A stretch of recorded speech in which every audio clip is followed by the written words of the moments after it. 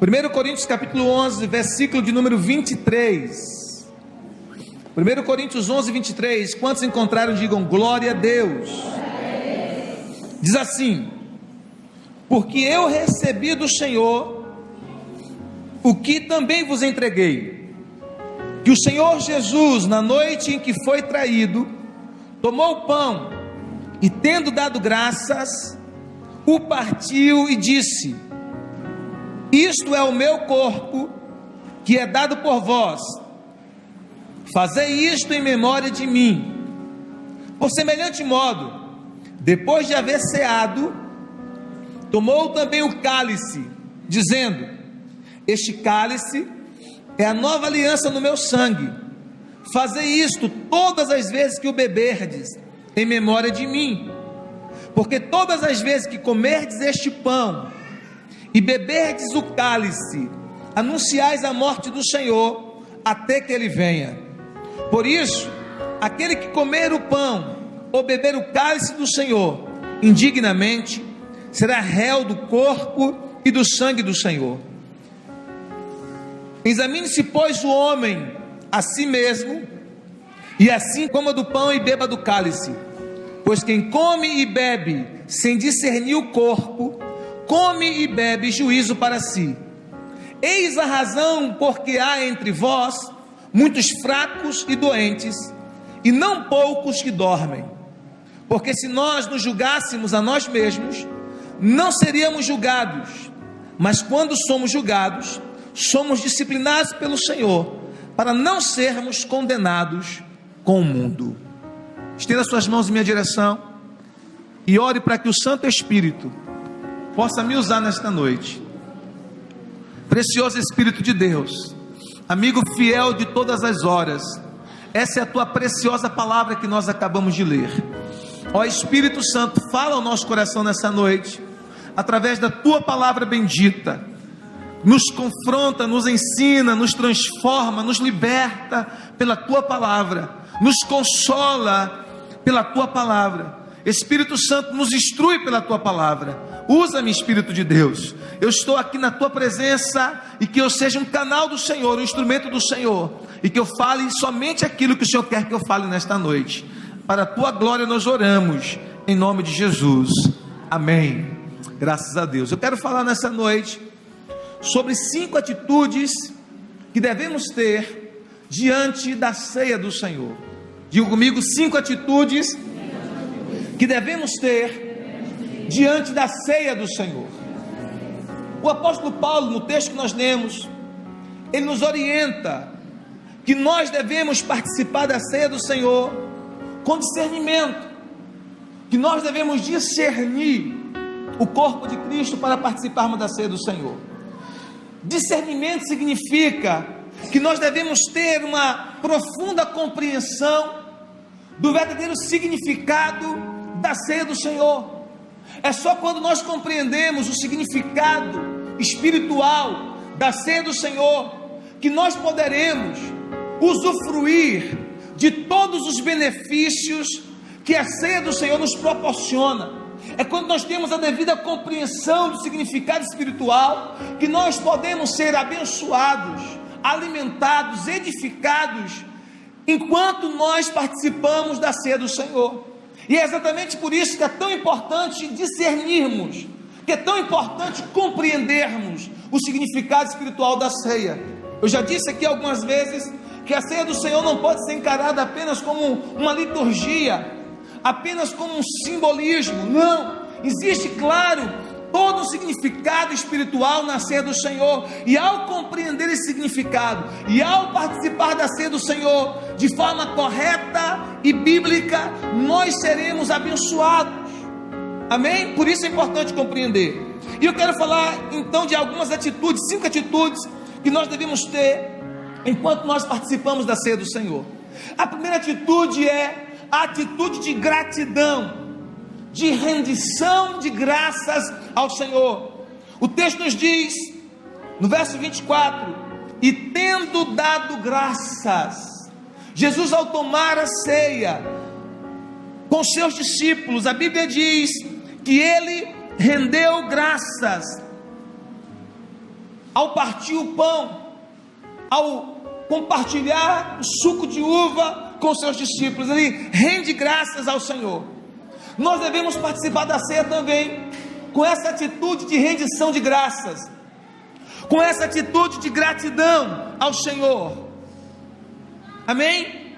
Devemos render graças ao Senhor, pois por meio da sua morte, Ele nos proveu o caminho para a nossa libertação. Devemos render graças ao Senhor, porque por meio da morte de Cristo, nós fomos salvos, nós fomos libertos da escravidão do pecado, nós fomos libertos das garras de Satanás. A Bíblia diz que todos nós que aqui estamos, éramos escravos do pecado, éramos escravos de Satanás. João capítulo 8, verso 34, Jesus disse: todo aquele que comete pecado é escravo do pecado. Essa expressão cometer pecado significa aquele que vive habitualmente no pecado, aqueles que fizeram do pecado seu estilo de vida, aqueles que vivem mergulhado no pecado, se tornaram escravos do pecado. Então, claro, nós éramos escravos do pecado, estávamos condenados a perder, a passar, melhor dizendo, a nossa eternidade ausentes de Deus, afastados de Deus, no inferno. Mas Jesus Cristo veio, Ele pagou a penalidade do nosso pecado, Ele morreu a nossa morte para que nós pudéssemos viver a sua vida. Ele bebeu o nosso cálice de sofrimento e de dor, para que nós pudéssemos beber o cálice do favor de Deus. Ele bebeu o cálice da ira de Deus, para que nós pudéssemos beber o cálice da graça de Deus. Foi a morte substitutiva, e Ele morreu em nosso lugar. E por causa da morte de Cristo, da sua ressurreição, nós temos vida eterna, nós recebemos o perdão dos pecados. Nós que cremos no sacrifício de Cristo, que o aceitamos como Senhor e Salvador de nossas vidas, tivemos o nosso caminho aberto em direção ao Pai. E é exatamente por isso que ao participarmos da ceia, nós devemos participar em uma atitude de rendição de graças, em uma atitude de gratidão. Amém? Porque pela morte de Cristo, a Bíblia diz que pela carne de Jesus, que foi rasgada, o véu foi rasgado, o véu que nos separava de Deus, o véu que nos distanciava do Senhor. A Bíblia diz que havia uma separação no templo entre o lugar santo e o santíssimo lugar. O santíssimo lugar que representava a manifestação plena da graça, da glória e da presença de Deus. Havia uma separação, um véu que separava. O texto diz que quando Cristo morreu, este véu foi rasgado, não de baixo para cima, mas de alto a baixo, sinalizando que o próprio Deus, Ele rasgou aquele véu que nos distanciava dEle, que nos separava dEle, porque em Jesus Cristo, nós que estávamos longe, pelo sangue de Cristo, agora podemos nos aproximar de Deus. Efésios capítulo 1, versículo 13 diz isso. Nós que estávamos longe, pelo sangue de Cristo, podemos nos aproximar, podemos estar perto. Então nós precisamos participar da ceia do Senhor com uma atitude de gratidão. Amém? Diga atitude de gratidão. A segunda atitude que devemos ter diante da mesa do Senhor, da ceia do Senhor, devemos cear em memória de Cristo. Diga comigo, eu devo cear em memória de Cristo. Jesus disse: todas as vezes fazei isso em memória de mim, né? Versículo 24 e 25, ele diz: isto é meu corpo que é dado por vós, fazei isso em memória de mim. No verso 25 ele diz também: por semelhante modo, depois de haver ceado, tomou o cálice, dizendo: este cálice é a nova aliança no meu sangue, fazei isto todas as vezes que o beberdes em memória de mim. Então nós participamos da ceia também como um memorial. Diga comigo, a ceia do Senhor é um memorial. Amém? Nós fazemos em memória de Cristo, do preço que Ele pagou. Nós devemos nos lembrar do alto preço que Jesus pagou pela nossa libertação, do alto preço que Jesus pagou pela nossa redenção.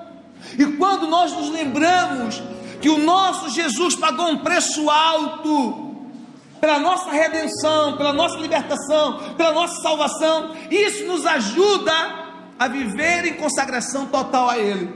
Isso nos ajuda a viver em santidade, isso nos ajuda a viver para Ele, quando nós lembramos do preço que foi pago. Por isso a ceia do Senhor fala desse memorial, porque todas as vezes que nós participamos da ceia do Senhor, a ideia de Cristo, quando instituiu sua ceia, foi exatamente essa. Uma das ideias é exatamente essa, de que todas as vezes que nós participássemos da ceia, nós nos lembrássemos de que nós só estamos aqui porque um preço foi pago, muito alto, pela nossa redenção. Os cravos nas suas mãos, os cravos nos seus pés, a coroa de espinhos, a humilhação, cusparada em seu rosto, ser humilhado, apanhou, chicoteado, suas costas dilaceradas. A Bíblia diz claramente em Isaías 53, que o castigo que nos traz a paz estava sobre ele, pelas suas chagas, pelas suas feridas, nós fomos sarados. A Bíblia diz, Isaías teve uma visão profética de que ele estava desfigurado. Isaías chega a dizer, nós olhávamos para ele e não víamos nele beleza alguma para que nós o desejássemos. Homem de dores, experimentado em dores. Jesus foi humilhado, dilacerado, sofreu terrivelmente na mão dos carrascos, dos algozes. E se não fosse tudo isso, a dor ainda de estar e de experimentar por algum tempo a ausência de Deus. Por isso que na cruz ele clama, Deus meu, por que me desamparaste? Porque na cruz ele experimentou a maior de todas as dores, a dor de ser abandonado pelo Pai, desamparado pelo Pai. Por que, pastor? Porque sobre Jesus ali na cruz, os meus pecados e os teus pecados estavam sendo julgados. Deus estava julgando os meus e os teus pecados ali na cruz. E por isso, Jesus experimenta a maior de todas as dores, que é a dor de estar afastado de Deus. Ele clama, Deus meu, por que me desamparaste? Isaías tem essa visão profética, e em Isaías 53, ele diz assim, porque foi subindo como renovo perante ele, e como raiz de uma terra seca, não tinha aparência, nem formosura, olhámo-lo, mas nenhuma beleza havia que nos agradasse, era desprezado, e o mais rejeitado entre os homens, homens de dores, e que sabe o que é padecer, e como um de quem os homens escondem o rosto, era desprezado, e dele fizemos pouco caso. Ele estava desfigurado. Naquele momento as pessoas escondiam o rosto dele, ensanguentado, cortes no rosto, cortes nas costas, desidratado, humilhado, homem de dores, o texto diz. Isaías continua falando, certamente ele tomou sobre si as nossas enfermidades, e as nossas dores levou sobre si, e nós o reputávamos por aflito, ferido de Deus. Olha o que diz, ferido de Deus e oprimido, mas ele foi transpassado pelas nossas iniquidades. Eu acho essa expressão forte, porque aqui Isaías está deixando claro que não foi simplesmente a lança dos soldados que transpassou Jesus. Não, Isaías vai mais além, ele vai ao âmago da questão. Ele diz assim, ele foi transpassado pelas nossas iniquidades. Ele foi transpassado pelas nossas iniquidades. O castigo que nos traz a paz estava sobre ele, e pelas suas feridas nós somos sarados. Ele diz mais, todos nós andávamos desgarrados como ovelhas, cada um se desviava pelo próprio caminho, mas o Senhor fez cair sobre ele a iniquidade de todos nós. Ele foi oprimido, humilhado, mas não abriu a boca. Como cordeiro foi levado a matadouro, e como ovelha muda perante os seus tosqueadores, ele não abriu a sua boca. E aí Isaías continua o seu sermão profético, mostrando todo o quadro. Irmãos, isso é impressionante, porque esse texto foi escrito centenas de anos antes de Jesus nascer.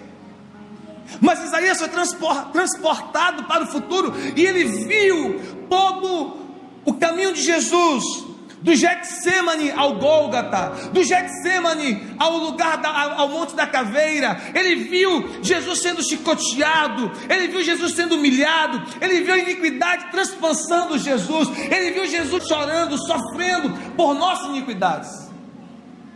Pois quando nós nos lembramos desse quadro profético, quando nós participamos da ceia do Senhor, em memória de todos esses acontecimentos, entendemos: o meu Cristo, Ele pagou um preço muito alto pela minha salvação. O meu Cristo pagou um preço muito alto pela minha redenção, pagou um preço muito alto para que eu fosse santo, para que eu fosse dele, para que eu fosse salvo. A Bíblia diz que nós não podemos ter o sangue de Jesus como algo comum, irmãos. Ele diz na sua palavra que nós não fomos comprados da nossa vã maneira de viver que recebemos por herança dos nossos pais, com coisas corruptíveis como prata ou ouro, mas com o precioso sangue de Cristo Jesus. Você não foi comprado com ouro, prata, dólar, nenhum outro dinheiro humano. O preço que Ele pagou para nos comprar para Deus foi o seu sangue. E quando nós nos lembramos disso, isso nos ajuda a manter a nossa vida consagrada a Ele. Apocalipse capítulo 5 verso 9, diz a Bíblia que eles cantavam um novo cântico ao Senhor, dizendo: digno é o Cordeiro de abrir o livro e de tomar os seus selos, porque foste morto, e com o teu sangue compraste para Deus homens de todas as tribos, línguas, povos e nações, e para o nosso Deus os fizeste reis e sacerdotes. Deus nos comprou, Jesus nos comprou para Deus. Você é de Deus. Diga: eu sou de Deus. Jesus, diga: Jesus me comprou para o Pai, e o preço que Ele pagou foi o seu sangue. Então, quando você participa da ceia, você precisa participar da ceia em memória de Cristo, em memória do seu sacrifício, como um memorial, algo que te lembra, não apenas na tua mente, mas no teu espírito, do preço que Ele pagou pela tua redenção, pela tua salvação. Amém? Terceira verdade, terceira atitude que nós devemos ter diante da ceia do Senhor: devemos cear com a disposição de anunciar a morte de Cristo. Diga: eu devo cear com a disposição de anunciar, de proclamar a morte de Cristo. Verso 26, ele diz: porque todas as vezes que comerdes este pão e beberdes o cálice, anunciais a morte do Senhor. Amém? A ceia também aponta para o evangelismo. Diga comigo: a ceia do Senhor também aponta para o evangelismo.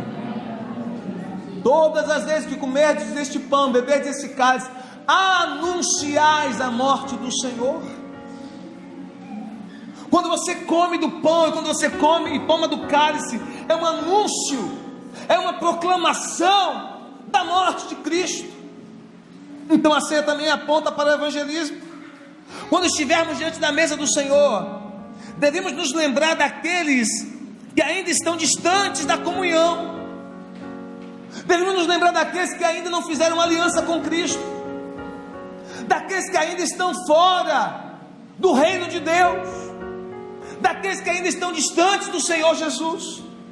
Devemos nos lembrar deles, e ao nos lembrar deles, devemos interceder por eles, devemos orar por eles, e não apenas isso, devemos nos dispor em nosso coração a proclamar a morte do Senhor Jesus para eles, a proclamar o evangelho de Jesus para eles, para que eles também, assim como nós, tenham a oportunidade de ouvir a palavra de Deus, de se converter a Cristo Jesus, e quem sabe dentro de pouco tempo está aqui conosco, participando da mesa do Senhor, participando da ceia do Senhor. Você pode aplaudir o Senhor Jesus por isso? Você pode dar um aplauso mais forte a Jesus por isso? Então a ceia, ela aponta também para o evangelismo. Aponta para o evangelismo.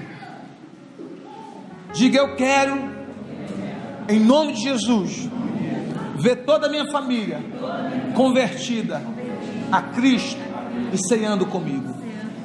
Quantos querem ver isso? Diga, eu quero ver os meus amigos, os meus familiares, os meus colegas de faculdade, de escola, de trabalho. Eu quero ver os meus vizinhos convertidos a Cristo e ceando comigo. Amém? Então, quando você participa da ceia, isso deve lembrar você: existem pessoas que ainda estão fora da comunhão. Existem pessoas que não estão participando dessa bênção, desse privilégio de renovar sua comunhão com o Senhor e com o corpo de Cristo por meio da ceia, porque estão distantes, porque estão no pecado, porque estão fora da comunhão, estão distantes do Senhor. Quando nós participamos da ceia, o texto diz: vocês estão anunciando a morte do Senhor. Participar da ceia é proclamar a morte de Cristo pela redenção humana. A quarta atitude que nós devemos ter diante da ceia do Senhor: devemos participar da ceia do Senhor como um ato profético que anuncia a vinda de Cristo. Diga, eu devo participar da ceia do Senhor como um ato profético que anuncia a vinda de Cristo. O mesmo texto ele diz: anunciais a morte do Senhor até que venha, até que Ele venha, até que Cristo venha. Então a ceia também ela aponta para a volta de Cristo. A ceia aponta para o fato de que nós temos esperança e fé que em muito breve os céus vão se rasgar e o nosso Senhor Jesus voltará para buscar a sua noiva, para buscar a sua igreja, para buscar os seus servos, para buscar os seus filhos, para estar com Ele e participar com Ele da ceia celestial, e participar com Ele das bodas do Cordeiro. Então, quando você participa da ceia, ao participarmos da ceia, devemos ter fé e esperança que o nosso Senhor Jesus está voltando e Ele voltará para buscar a sua noiva, para cear com Ele. Cristo vai voltar. Cristo está voltando. Eu vou dar uma oportunidade a você. E o que me assusta nos dias de hoje é que as pessoas não têm tido tanta expectativa na volta de Cristo. Porque se eu dissesse aqui, Deus vai prosperar você, e vai, Ele é bom, Ele é maravilhoso, todo mundo, glória a Deus, aleluia. Eu estou dizendo de algo maior e melhor, irmãos. Cristo está voltando. Glória a Deus. Cristo está voltando. Isso é melhor do que qualquer bênção terrena. Isso é melhor do que carro novo, do que casa própria, é melhor do que casamento. Pastor, sou solteiro ainda. Se você for para o céu agora, o céu é melhor do que o casamento. Até porque no céu não vai ter casamento. Se você casou aqui, casou. Se não casou, casa mais. Entendeu? Porque no céu, meu irmão, eu vou ser irmão da minha esposa. Você está entendendo? Eu vou ser irmão dela, irmão em Cristo, somente isso. E tudo isso, não é verdade? Jesus disse que nós seremos como anjos. Não se casem se estão em casamento, disse Jesus. Quem for ávido por alcançar a salvação, a vida eterna, a ressurreição. Agora nós estamos tão pegados, tão presos, irmãos, às coisas terrenas, que nós não conseguimos mensurar. E a gente pensa assim: bom, se não vai ter casamento no céu, então vai ser chato. Se não vai ter isso, aquilo lá, então vai ser chato. Não, irmãos, a realidade da eternidade é muito melhor do que qualquer realidade terrena. Tudo aquilo que você pensar de bom aqui na terra, a realidade celestial é infinitamente melhor. É infinitamente melhor. É infinitamente melhor. Paulo diz: aquilo que os olhos não viram, o ouvido não ouviu, nem subiu ao coração do homem, são estas coisas que Deus preparou para aqueles que nele esperam. A mente humana comum, o homem natural, não consegue mensurar nem dimensionar a realidade celestial. Por isso Paulo disse: nós vivemos e esperarmos em Cristo somente para as coisas dessa terra, nós somos os mais miseráveis dos homens. Se você vem para a igreja semana após semana, se você vai para a célula semana após semana, se você ora, faz campanha, jejum semana após semana, apenas para ter um carro melhor, apenas para ter a tua família restaurada, apenas para ter um casamento melhor, apenas para as bênçãos terrenas, saúde e outras bênçãos terrenas, Paulo está dizendo: você é o mais miserável de todos os homens. Porque, irmãos, é claro que esta bênção espiritual está incluso em todas estas coisas, como falei na semana passada quando preguei sobre ansiedade. É claro que Deus vai suprir as nossas necessidades, isso faz parte do pacote celestial. Ele vai suprir, Ele está cuidando de nós, da nossa família, da nossa casa, do nosso casamento, dos nossos filhos, Ele está cuidando. Mas existe algo além, amém? Existe algo além.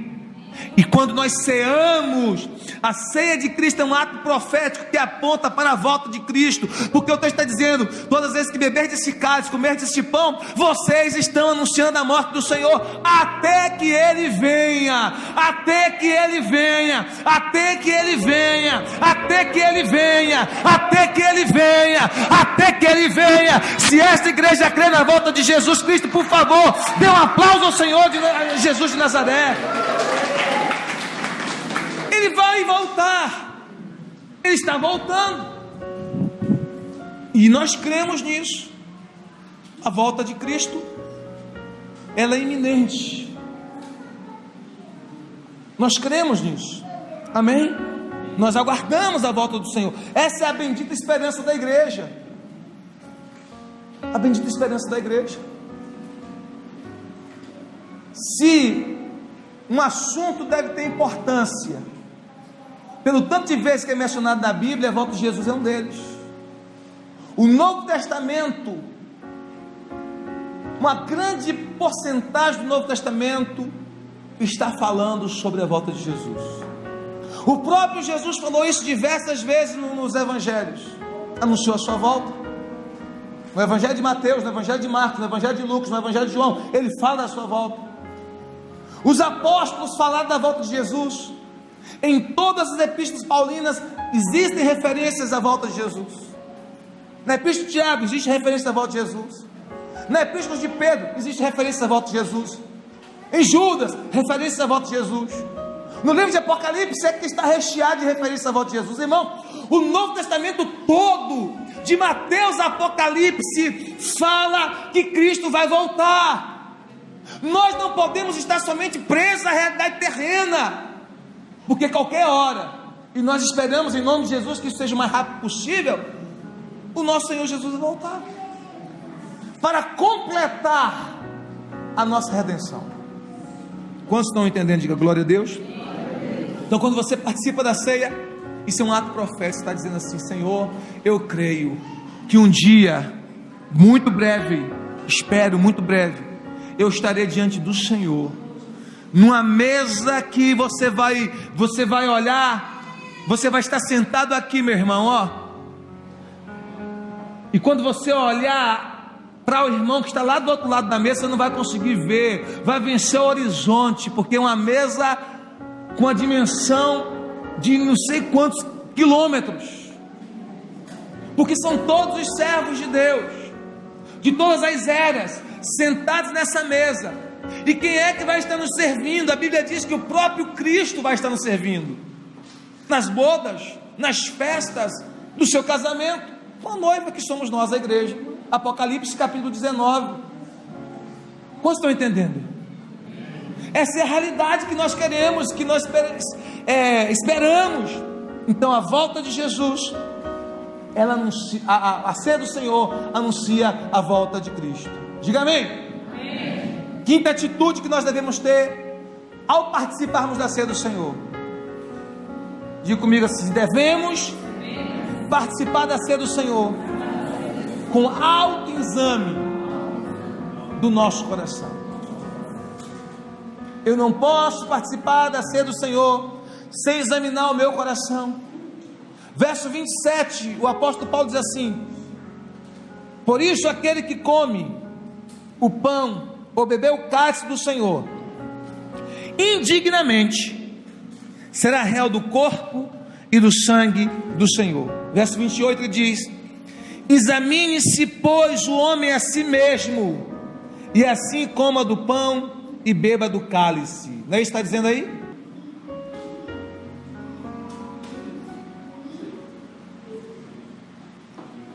Examine-se o homem a si mesmo.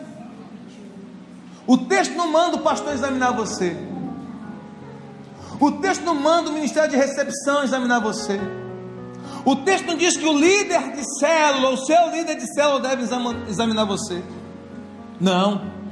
O texto diz: examine-se o homem a si mesmo. De quem é a ceia? Do Senhor. A Bíblia diz que a ceia é do Senhor. Eu não posso chegar aqui e dizer você pode, você não pode ceiar. Eu posso explicar como eu estou explicando, como eu estou ensinando as consequências de ceiar indignamente, de ceiar sem discernir o corpo. Mas eu não posso dizer você pode, você não pode. O texto diz: examine-se o homem a si mesmo, e assim coma do pão e beba do cálice. Porque o que come e bebe indignamente, come e bebe juízo para si mesmo. Olha que coisa séria, irmãos. Então a quinta e última atitude, ao participarmos da ceia, nós devemos participar da ceia com autoexame do nosso coração. Este é um momento para refletirmos como é que está o nosso coração. Diante da ceia do Senhor, você tem a oportunidade de refletir como está o teu coração. Temos vivido no pecado ou temos vivido em santidade? Temos andado em amor ou temos andado em ódio, em rancor, em ressentimento? Temos vivido para servir ou temos vivido para ser servido? Qual tem sido a nossa postura? Temos andado como agrada a Deus ou como agrada a nós mesmos? Temos buscado o amor benevolente ou temos buscado a satisfação egoísta dos nossos próprios desejos? Então, diante da mesa do Senhor, nós temos a oportunidade de refletir, nós temos a oportunidade de ponderar, nós temos a oportunidade de examinar o nosso ser interior, o nosso próprio coração. Para quê? Porque se nós detectarmos algo em nosso coração que não está em linha com a palavra, esse é o momento de arrependimento, esse é o momento de confissão, esse é o momento de nós chorarmos diante do Senhor. Esse é o momento de nós derramarmos nossas lágrimas diante dele, com a promessa de que se nós chorarmos, nós seremos consolados. Bem-aventurados que choram, porque serão consolados. Se nós chorarmos os nossos pecados, as nossas fraquezas, a nossa frieza, o nosso egoísmo, o nosso ódio, o nosso rancor, a nossa vaidade exacerbada diante do Senhor, se nós nos arrependermos, se nós nos quebrantarmos, se nós confessarmos ao Senhor nosso pecado, com o coração contrito, arrependido, o texto diz: se confessarmos nossos pecados, Ele é fiel e justo para nos perdoar os pecados e nos purificar de toda injustiça. Amém, meus irmãos? Então a Bíblia nos ensina, na ceia do Senhor, você tem a oportunidade de fazer um exame do teu coração. Como é que está o teu coração? Magoado, ressentido, rancoroso, promíscuo, imoral, adúltero ou santo, puro? Como está o meu coração? Como está o teu coração? A Bíblia diz: examine-se o homem a si mesmo. Claro, irmãos, que isso não é para a gente ficar assim, com atitudes bobas, infantis. Eu fiz isso e não posso participar dessa. Por exemplo, quando eu pastoreava em Piauí, isso há quase 18 anos atrás, a gente tinha algumas congregações em zonas rurais, e eu ia aos domingos de manhã ministrar, às vezes de quartas-feiras eu ia ministrar nas zonas rurais. Eram 2 congregações em zonas rurais, e eu lembro que uma dessas reuniões da ceia, domingo pela manhã, no momento da ceia, antes de começar a servir a ceia, um irmão me chamou no canto e disse: pastor, vem cá. Ô pastor, eu posso participar da ceia? Eu falei, por que, irmão? O irmão não poderia. Ele disse, porque hoje eu bati no meu filho. Eu falei, não, o senhor pode, o senhor não pecou não. Se o seu filho aprontou, o senhor disciplinou, o senhor está cumprindo a palavra de Deus. Isso é bíblico. A Bíblia ensina que a gente deve instruir os filhos. Se precisar aplicar a varinha, diz provérbio. Provérbio diz isso, se precisar aplicar, né, a varinha da correção, normal, isso é bíblico. Aí ele, amém, tal. Ministrei. Então às vezes as pessoas permitem que por conta de situações assim simples, o inimigo lhe roube a comunhão. Não é isso que eu estou falando, amém? Nós temos que ter maturidade e sabedoria. O que eu estou falando é coisa séria.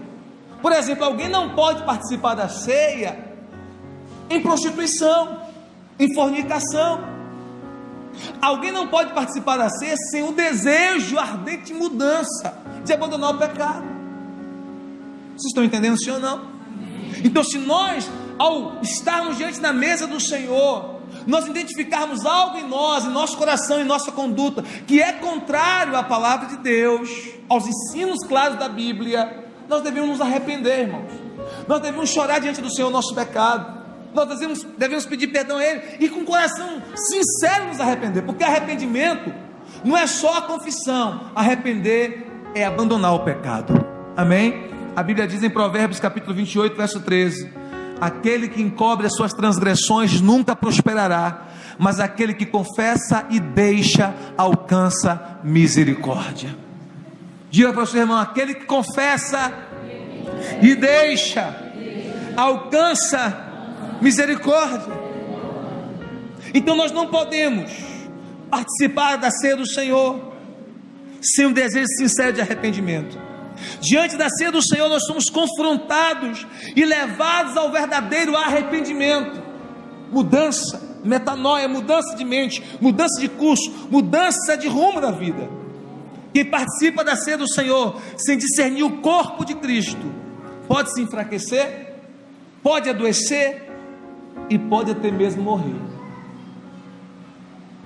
Quem participa da ceia do Senhor sem discernir no corpo de Cristo, quem participa indignamente, pode ficar fraco. Paulo diz assim: por causa disso muitos estão fracos, doentes, e outros já dormem. Essa expressão dormir aqui não é dormir o sono da noite, não, é dormir significa morrer.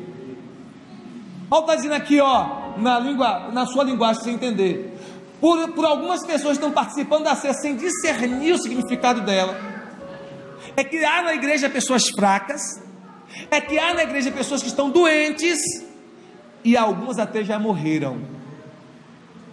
Vocês estão entendendo como é sério participar sem fazer esse autoexame?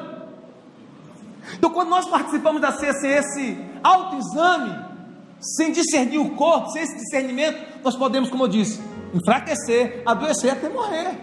Mas se nós participarmos com atitude coerente, discernindo o corpo de Cristo, examinando nosso coração, com um desejo sincero de agradar a Deus, de santidade, de viver para Deus, sabe o que vai acontecer? Nós seremos abençoados. Se nós participarmos da ceia com o coração compungido, com o coração quebrantado, com o coração em arrependimento, com o coração ardendo pela presença de Deus, nós seremos abençoados, nós seremos edificados. O pão que nós comermos será o pão da bênção, o cálice que nós bebermos será o cálice da bênção, o pão que nós comermos e o cálice que nós bebermos será para nós vida, será vida, porque Jesus disse: quem de mim se alimenta tem a vida. Ao comermos do pão e bebermos do cálice, irmãos, nós estamos em um sinal profético, nos alimentando da carne e do sangue de Cristo, como simbolicamente, amém? É isso que está acontecendo e você experimenta a vida. Nessa noite, você experimentará renovação na sua comunhão com o Senhor. Esta palavra não é para trazer condenação para ninguém, amém?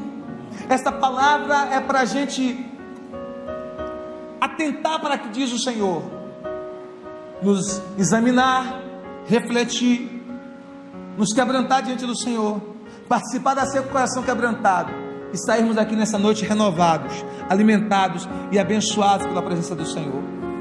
A ceia do Senhor não é apenas um ato litúrgico, a ceia do Senhor é uma oportunidade de renovarmos a nossa comunhão com o Senhor. Por isso devemos participar da ceia do Senhor em atitude de gratidão, em atitude de recordação, em atitude de evangelismo, em atitude de arrependimento e em atitude de esperança da volta de Cristo. O nosso Senhor Jesus voltará. A minha oração é para que nesta noite, todos vocês que aqui estão, participem da ceia do Senhor, com esse coração compungido, quebrantado, em arrependimento e ardendo pela presença de Deus. Hoje, Deus vai abrir as comportas dos céus e derramar graça abundante sobre a sua vida. Se você recebe, dê um aplauso ao Senhor Jesus. Dê glória a Deus bem alto. Fique de pé, em nome de Jesus.